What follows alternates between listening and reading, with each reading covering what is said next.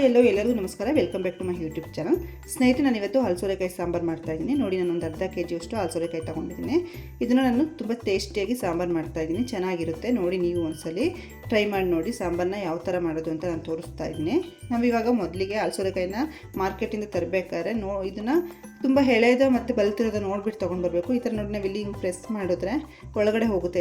ಈ ಥರ ಪ್ರೆಸ್ ಮಾಡಿ ನಾವು ಒಳಗಡೆ ಹೋಯಿತು ಅಂದರೆ ಇದು ತುಂಬ ಎಳೆದು ಅಂತ. ಇಲ್ಲಾಂದರೆ ಹಿಂಗೆ ಪ್ರೆಸ್ ಮಾಡಿದ್ರೆ ಒಳಗಡೆ ಹೋಗಿಲ್ಲ, ಗಟ್ಟಿ ಇದೆ ಅಂತಂದರೆ ಕೈ ಆಗುತ್ತೆ, ಸಾಂಬಾರು ಚೆನ್ನಾಗಲ್ಲ. ಅದಕ್ಕೋಸ್ಕರ ಆ ಥರ ತರಬೇಡಿ. ಮಾರ್ಕೆಟಿಂದ ತರಬೇಕಾದ್ರೆ ನೋಡಿಬಿಟ್ಟು ತೊಗೊಂಡು ಬನ್ನಿ.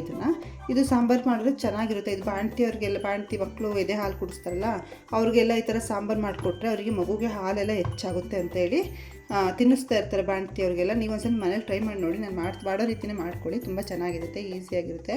ಬನ್ನಿ ನೋಡೋಣ ಯಾವ ರೀತಿ ಮಾಡೋದು ಅಂತ ತೋರಿಸ್ತೀನಿ. ನೋಡಿ, ಇವಾಗ ಇದನ್ನು ಕಟ್ ಮಾಡ್ತಾ ಇದ್ದೀನಿ.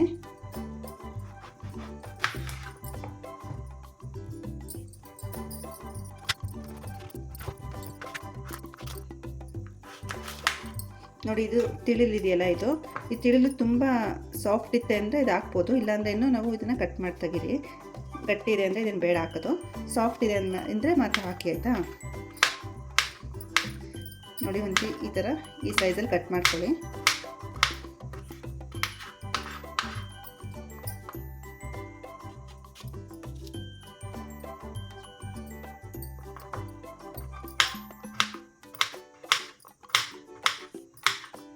ನೋಡಿ, ಈ ಶೇಪಲ್ಲಿ ಕಟ್ ಮಾಡ್ಕೊಳ್ಳಿ.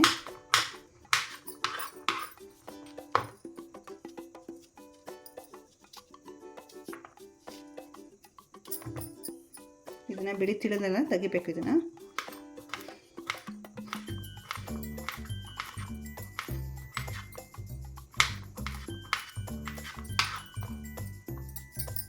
ನೋಡಿ, ಇವಾಗ ಹಲಸೋರೆಕಾಯಿನ ಕಟ್ ಮಾಡಿ ಇಟ್ಟಿದ್ದೀನಿ.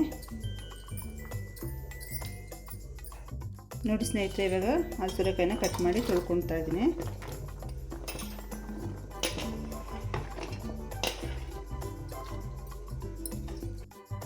ಇವಾಗ ತೊಗರಿಬೇಳೆ ಮತ್ತು ಟೊಮೊಟೊ ವಾಶ್ ಮಾಡಿದ್ದೀನಿ. ಇವಾಗ ಸ್ವಲ್ಪ ನೀರು ಹಾಕ್ತೀನಿ. ಅದ್ರ ಜೊತೆಗೆ ಸ್ವಲ್ಪ ಅರಿಶಿನ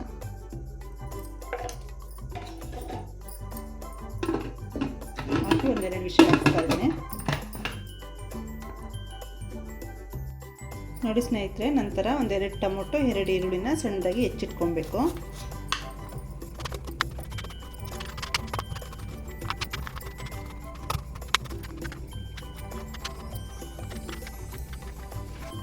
ನೋಡಿ ಸ್ನೇಹಿತರೆ, ಇವಾಗ ಸ್ಟವ್ ಆನ್ ಮಾಡಿಬಿಟ್ಟು ಒಂದು ಪಾತ್ರೆ ಇಟ್ಟಿದ್ದೀನಿ. ಪಾತ್ರೆ ಬಿಸಿ ಆದಮೇಲೆ ಸ್ವಲ್ಪ ಆಯಿಲ್ ಹಾಕ್ತಾ ಇದ್ದೀನಿ.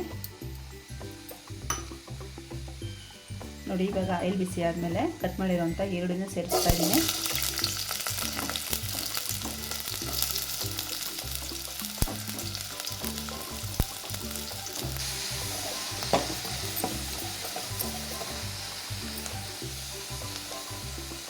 ನೋಡಿ, ಜಸ್ಟ್ ಈ ಥರ ಫ್ರೈ ಆದಮೇಲೆ ಇವಾಗ ಕಟ್ ಮಾಡಿರೋಂಥ ಟೊಮೊಟೊನ ಸೇರಿಸ್ತಾ ಇದ್ದೀನಿ. ಇದನ್ನು ಸಹ ಸಾಫ್ಟ್ ಆಗೋವರೆಗೂ ಫ್ರೈ ಮಾಡ್ಕೋಬೇಕು.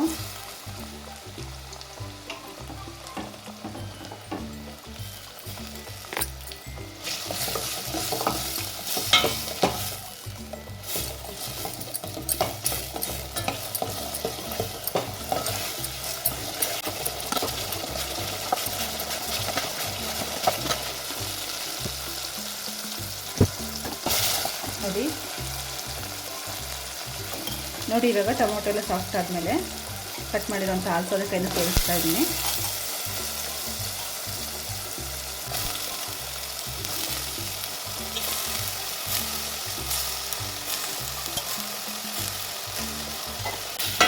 ಇದನ್ನು ಅಷ್ಟು ನೀಟಾಗಿ ಈ ಥರ ಫ್ರೈ ಮಾಡ್ಕೊಳ್ಳಿ. ಚೆನ್ನಾಗಿ ನೀರೆಲ್ಲ ಬಿಟ್ಕೋಬೇಕು, ಆ ಥರ ಫ್ರೈ ಮಾಡ್ಕೊಳ್ಳಿ. ಚೆನ್ನಾಗೆಲ್ಲ ಸಾಫ್ಟ್ ಆಗಬೇಕು, ಹಲಸೋರೆಕಾಯಿ ಎಲ್ಲ ಸಾಫ್ಟ್ ಆಗಬೇಕು. ಚೆನ್ನಾಗಿ ನೀರು ಬಿಟ್ಕೊಳ್ಳಿ. ಇದೆಲ್ಲ ಒಂದು 2 ನಿಮಿಷ ಬೇಯಲಿ. ಮತ್ತು ಒಂದು ಪ್ಲೇಟ್ನ ಮುಚ್ಚೋಣ. ನೋಡಿ ಸ್ನೇಹಿತರೆ, ರುಬ್ಲಿಕ್ಕೆ ನಾನು ಇವಾಗ ಒಂದು ಮಿಕ್ಸಿ ಜಾರ್ಗೆ ನಾನು ಸ್ವಲ್ಪ ಕಾಯಿ ಹಾಕ್ತಾಯಿದ್ದೀನಿ. ಆಮೇಲೆ ಒಂದು 4 ಎಸ್ಳು ಬೆಳ್ಳುಳ್ಳಿ ತೊಗೊಂಡಿದ್ದೀನಿ. ಅದ್ರ ಜೊತೆಗೆ ಇವಾಗ ಮನೇಲೇ ಮಾಡಿರುವಂಥ ಖಾರ ಪುಡಿನ ಅಷ್ಟೇ 1 ಸ್ಪೂನ್ ಖಾರ ಪುಡಿನ ನಾನು ಸೇರಿಸ್ತಾ ಇದ್ದೀನಿ. ಇದು ಮನೇಲೇ ಮಾಡಿರುವಂಥ ಖಾರ ಪುಡಿ. 1-1.5 ಸ್ಪೂನ್ ಖಾರ ಪುಡಿ ಹಾಕ್ಕೊಳ್ಳಿ. ಅದ್ರ ಜೊತೆಗೆ ಇದನ್ನು ಅಷ್ಟೇ ಮನೇಲೇ ಮಾಡಿರೋದು ಸಾಂಬಾರು ಪೌಡ್ರು ಇದನ್ನು ಅಷ್ಟೇ 1-2 ಸ್ಪೂನು ಸಾಂಬಾರು ಪುಡಿ ಹಾಕ್ಕೊತಾ ಇದ್ದೀನಿ. ಇವಾಗ ಸ್ವಲ್ಪ ನೀರು ಹಾಕ್ಕೊಂಡು ಸಣ್ಣದಾಗಿ ರುಬ್ಕೋಬೇಕು.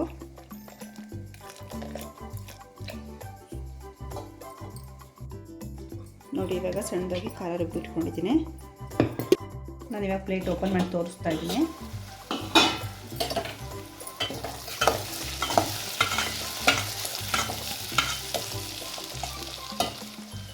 ನೋಡಿ ಇವಾಗ ಸ್ವಲ್ಪ ಸ್ವಲ್ಪ ಸಾಫ್ಟ್ ಆಗಿದೆ ಆಲ್ಸೋರಕಾಯಿ ಎಲ್ಲ. ಇವಾಗೆಲ್ಲ ಬೆಂದಿರೋ ಅಂತ ನಾನು ಬೇಳೆನ ಸೇರಿಸ್ತಾ ಇದ್ದೀನಿ.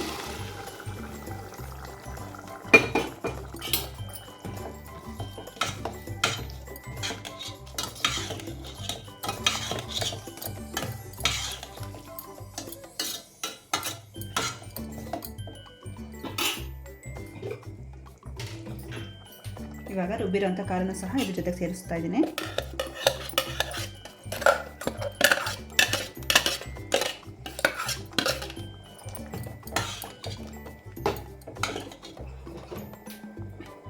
ಇವಾಗ ಸ್ವಲ್ಪ ನೀರು ಸೇರಿಸ್ತಾ ಇದ್ದೀನಿ.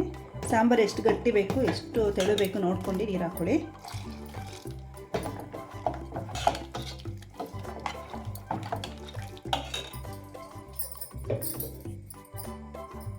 ನೋಡಿ ಸ್ವಲ್ಪ ನೀರು ಹಾಕ್ತಾ ಇದ್ದೀನಿ.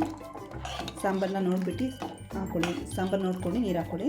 ತೆಳು ಬೇಕು ಅಂದರೆ ತೆಳು ಮಾಡ್ಕೊಳ್ಳಿ, ಗಟ್ಟಿ ಬೇಕು ಅಂದರೆ ಗಟ್ಟಿ ಮಾಡ್ಕೊಳ್ಳಿ. ನನಗೆ ಇಷ್ಟು ಸಾಂಬಾರು ಬೇಕು. ಇದು ಚೆನ್ನಾಗಿ ಕುದ್ದ ಮೇಲೆ ದಪ್ಪ ಆಗುತ್ತೆ ಸಾಂಬಾರು, ಅದಕ್ಕೋಸ್ಕರ ಸ್ವಲ್ಪ ನೀರು ಹಾಕ್ಕೊತಾ ಇದ್ದೀನಿ. ಇದನ್ನು 1-2 ನಿಮಿಷ ಕುದಿಲಿಕ್ಕೆ ಬಿಡಬೇಕು. ಇವಾಗ ನೋಡಿ ಇವಾಗ ಸಾಂಬಾರು ಕುದೀತಾ ಇದೆ. 5 ನಿಮಿಷ ಇದೇ ಥರ ಸಾಂಬಾರು ಕುದಿಸ್ಕೊಳ್ಳಿ.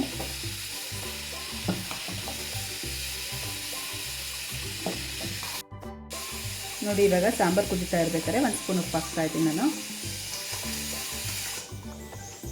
ನಾನು ನೋಡಿಬಿಟ್ಟು ಹಾಕ್ಕೊಳ್ಳಿ. 1 ಸ್ಪೂನ್ ಬೇಕಾದ್ರೆ 1 ಸ್ಪೂನ್ ಹಾಕ್ಕೊಳ್ಳಿ, ಇಲ್ಲಾಂದರೆ 2 ಸ್ಪೂನ್ ಉಪ್ಪು ಹಾಕ್ಕೊಳ್ಳಿ.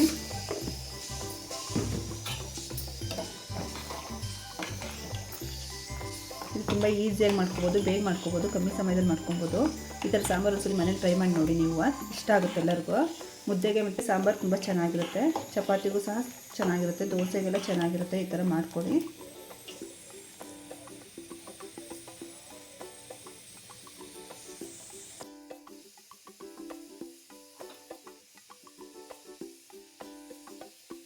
ನೋಡಿ ಇವಾಗ ಲಾಸ್ಟಿಗೆ ಒಂದು ಸಣ್ಣ ಬಾಣಲಿಗೆ ಸ್ವಲ್ಪ ಸಣ್ಣದಾಗಿ ಒಂದು ಒಗ್ಗರಣೆ ಹಾಕ್ತಾಯಿದ್ದೀನಿ. ಲಾಸ್ಟಿಗೆ ಆಯಿಲ್ ಹಾಕೊಬಿಟ್ಟು ಅದಕ್ಕೆ ಸ್ವಲ್ಪ ಜೀರಿಗೆ, ಸ್ವಲ್ಪ ಸಾಸಿವೆ, ಕರಿಬೇವಿನ ಸೊಪ್ಪಿದ್ರೆ ಹಾಕ್ಕೊಳ್ಳಿ, ಇಲ್ಲಾಂದ್ರೆ ಏನು ಬೇಡ. ಸಾಂಬಾರು ಸೊಪ್ಪಿದ್ರೂ ಹಾಕ್ಕೊಳ್ಳಿ, ಇಲ್ಲಾಂದ್ರೆ ಏನು ಬೇಡ. ಇಷ್ಟೇ ಹಾಕ್ಕೊಂಡ್ರೆ ಸಾಕು. ಇದನ್ನು ಲಾಸ್ಟಿಗೆ ಒಗ್ಗರಣೆ ಮಾಡಿಬಿಟ್ಟು ಸಾಂಬಾರಿಗೆ ಸೇರಿಸಿದ್ರೆ ಸಾಂಬಾರು ರೆಡಿ ಆಗುತ್ತೆ. ನಿಮಗೆ ಹುಣಸೆಹಣ್ಣು ಬೇಕು ಅಂದರೆ ಬೇಕಾದ್ರೆ ಸ್ವಲ್ಪ ಹುಣಸೆಹಣ್ಣು ಕಿವುಚ್ಬಿಟ್ಟು ಹಾಕಿ, ಇಲ್ಲಾಂದರೆ ಟೊಮೊಟೊನೇ ಸಾಕು ಅಂದರೆ ಸಾಕು. ಟೊಮೊಟೊನೇ, ನಾನು ಟೊಮೊಟೊ ಮಾತ್ರ ಹಾಕಿದ್ದೀನಿ, ಹುಣಸೆಹಣ್ಣೇನು ಹಾಕಿಲ್ಲ.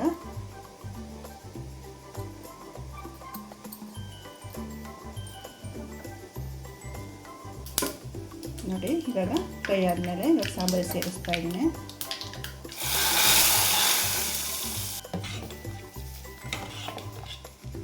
ನೋಡಿ ಇವಾಗ ಸಾಂಬಾರು ರೆಡಿ ಆಗಿದೆ.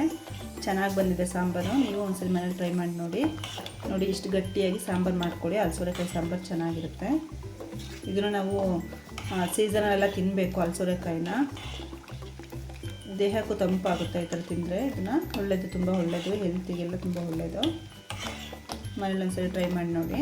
ಇದು ಮಕ್ಕಳಿಗೆಲ್ಲ ಹಾಲು ಬರಲ್ಲ ಅಂದರೆ ಇದನ್ನು ಬಾಣಂತಿಯರಿಗೆ ಮಾಡಿಕೊಡ್ತಾರೆ ಸಾಂಬಾರನ್ನ. ಮಕ್ಕಳಿಗೆಲ್ಲ ಎದೆ ಹಾಲು ಚೆನ್ನಾಗಿ ಬರುತ್ತೆ. ನೋಡಿ ಈ ವಿಡಿಯೋ ನಿಮ್ಗೆ ಇಷ್ಟ ಆಯಿತು ಅಂದರೆ ಲೈಕ್ ಮಾಡಿ, ಶೇರ್ ಮಾಡಿ, ಕಮೆಂಟ್ ಮಾಡಿ. ಹಾಗೆ ನಮ್ಮ ಹೊಸ್ದಾಗಿ ನಮ್ಮ ಚಾನಲ್ ನೋಡ್ತಾ ಇದ್ದರೆ ಸಬ್ಸ್ಕ್ರೈಬ್ ಮಾಡ್ಕೊಂಡು ನೋಡ್ಕೊಳ್ಳಿ. ಎಲ್ಲರಿಗೂ ಧನ್ಯವಾದಗಳು ಸ್ನೇಹಿತರೆ.